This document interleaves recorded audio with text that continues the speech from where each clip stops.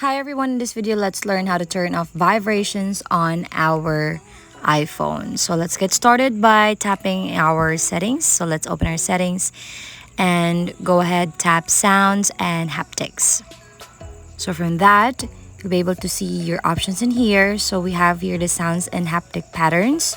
Now if you wish to customize it, then you can just tap each of these. Now, for example, the ringtone, if you don't want any vibrations, then you can just set up it to none. So vibration, none. Or if you want to put a vibration, then you can customize a sound, or you can just add the available ringtones in here, like this one or this one. But if you want to turn off vibrations, then put it into none. And then we have also this keyboard feedback. So let's tap on it. As you can see, haptic is toggled off, so it means vibrations are also disabled. But if you wish to turn that on, you can just toggle that on and vibrations will be on.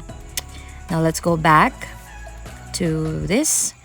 Now for the ring and the silent mode switch, for the play haptics in ring mode and silent mode, if that's toggled on, it means you can hear the ringtones that you have set. But if you wish to turn that off, if you want to put in a silent mode, then you can just toggle it off. Also with the system haptics, like this one.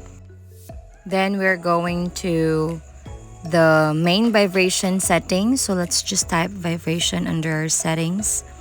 And then under accessibility, now the vibration for all. So when you switch this off, all vibrations of your iPhone will be disabled, including those for earthquake, tsunami, and other emergency alerts.